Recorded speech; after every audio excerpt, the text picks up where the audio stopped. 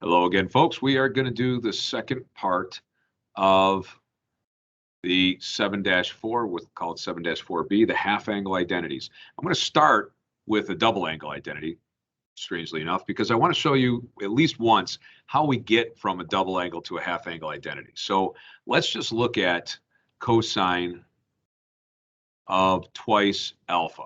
We know when we had the double angle identity that one of the forms of this, remember there was three of them, but one of the forms was 1 minus 2 sine squared of, and I'm using alpha for a reason you'll see later. So we have this. Now my goal with this is I want to solve for sine alpha. So I want to get sine alpha by itself. So we got to get rid of everything else. So subtract 1 from each side, and I would have cosine of 2 alpha minus 1 equals -2 sine squared alpha. Now I need to get rid of that -2, so I'm going to divide both sides by that, and I will have cosine of twice alpha minus 1 over twice, and I wrote a theta. Look at you. All right, so twice alpha minus 1 over -2 equals, this side will just be sine squared alpha. All right, I need sine by itself, so I got to get rid of this squared. So I am going to take the square root of both sides. When we take square root, of course, we have to consider positive or negative. And I'm going to have cosine twice alpha minus 1 and over -2. And that's going to equal sine of alpha. Now, I'm going to do a little bit of manipulating here to get what I want and get it to the form I want. First off, I hate having a -2 in the denominator. So I'm going to multiply top and bottom by -1 here. And this side will be looking like this now. 1 minus cosine twice alpha over 2. That's nicer to work with, right? Less negatives, less problems. So we get this. Now, the other thing is I don't have a half angle here. I have a double angle. Essentially, I've got something here that I just took the double angle and went backwards, so I've got sine of alpha, but I want something of alpha over 2. So what I'm going to say is let's let alpha equal theta over 2. All right.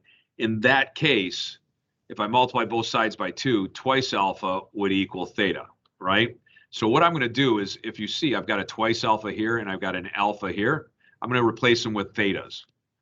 And when I do that, I get 1 minus cosine of theta over 2, plus or minus square root, equals sine of theta.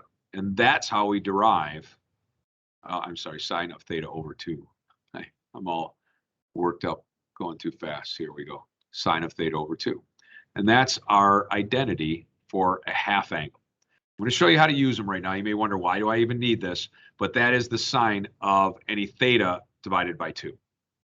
All right. And so we have that first identity. We've got a couple others. In the same way that we did that one, I'm not going to make you sit through the rest of them being derived. But we can also do cosine of theta over 2. And the difference is only where you see 1 minus here when it's sine.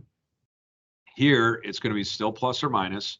It's going to be 1 plus cosine of alpha over 2. And kind of nicely, I want to keep these both in the picture. If I go to tangent of theta over 2, well, tangent is sine over cosine, right? So what's kind of nice about this is you just take the sine part, the top part, 1 minus cosine theta, and put it over this, because the 2's essentially cancel. So you get this, 1 minus cosine theta over 1 plus cosine theta. And we have our other two half angle identities. So the big part is, how do we use these, right?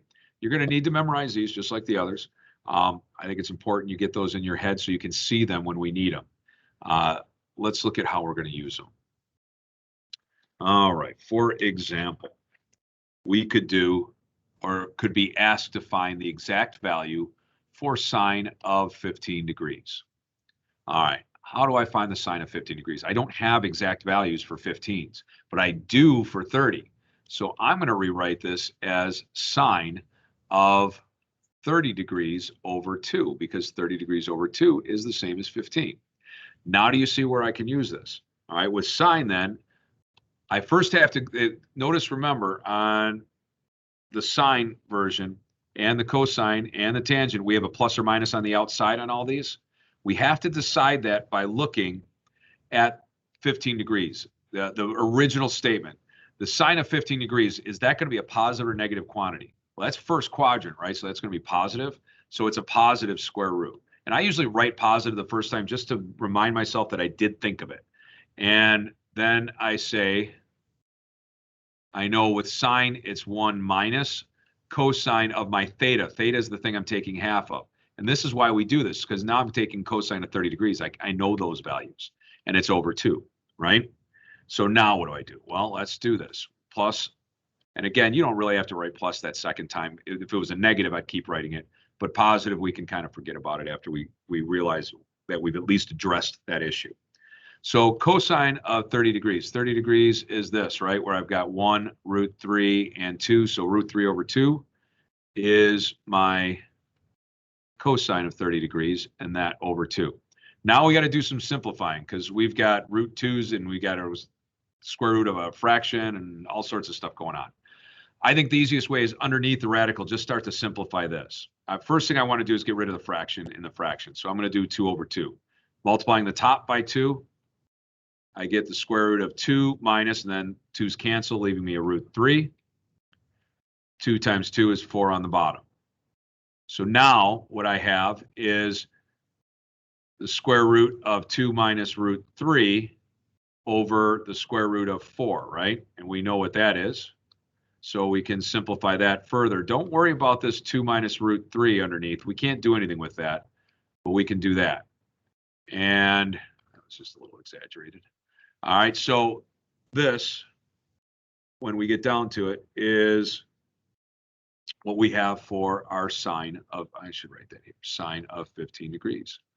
All right, we've got one of these examples of how we do it. All right, so let's do one that is going to be a little different. Let's do a cosine.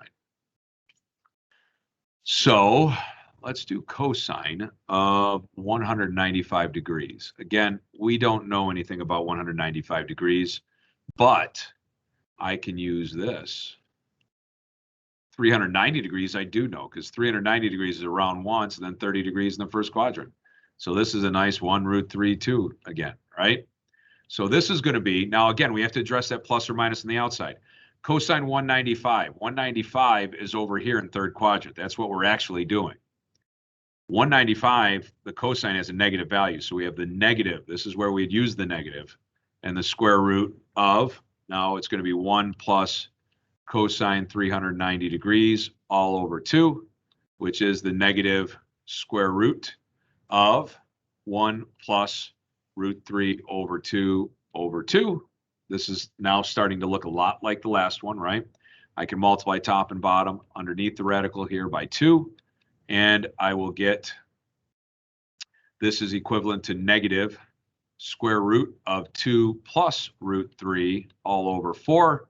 And knowing that I have to take the square root of top and bottom, I can say this is equal to the negative square root of 2 plus root 3, and that's all going to be over 2. And that would be it. That would be our cosine of 195. All right, let's do one more. Let's do a one with the radians. Let's do tangent of 11 pi over 12. Let's do that one. So tangent of 11 pi over 12. Let's think about what that's going to look like. All right, 11 pi over 12, I can't do it. But I can do 11 pi over 6 over 2. That is twice 11 pi over 12 is 11 pi over 6, right? And I know something about sixth. So I'm going to do it this way. And this would be equal to, now 11 pi over 12 is almost 1 pi. It's over here. So that is a negative quantity, correct? So I need a negative here. And I need this. On top, I'm going to have 1 minus cosine 11 pi over 6. And then I'm going to have 1 plus cosine of 11 pi over 6. And 11 pi over 6, that is 1 5/6. So that's over here, right? And that means we've got, let's see, that's going to be a 6. So this is going to be 1, -1, sorry, root 3 and 2. So it looks like positive root 3 over 2 is our value here again. So we're going to do 1 minus root 3 over 2 over 1 plus root 3 over 2. Now, I can do the same thing I did before. I'm going to multiply top and bottom by 2 to get rid of the fractions. And I'll get 2 minus root 3 over 2 plus root 3. Well, now I'm going to be taking the square root of a square root in the bottom, right? I can't do that. I need to clean this up and get rid of this. Right now, this fraction is not rationalized, right? I got to get rid of this radical. How do we get rid of that radical? Yep, conjugates again. So 2 minus root 3, 2 minus root 3. Now, here's the trick, guys. Pay attention because this is where people screw up. A lot of people will try to multiply these top two. Well, they're the same thing, and we're taking the square root. So I'm going to think of it this way. This is going to be on top 2 minus root 3 squared that we're taking the square root of. And on the bottom now, I do the actual multiplication. And I'm going to do the square root of 4 minus 3. So now, on top, I just get negative of 2 minus root 3, right? Because the square root of something squared is just that thing, and the negative's outside it. This is 4 minus 3 is 1. Square root of 1 is 1. So this just becomes, the 1 just goes away, and we get negative 2 plus root 3. And we're done. That is our tangent of 11 pi over 12. And that's it, guys. That's what we're doing in this section. We're going to be working with these half-angle identities. So again, a new set to write out and work with. So make sure that you spend some time doing that and then work on the homework and bring your questions tomorrow. Have a wonderful day, and I will see you later.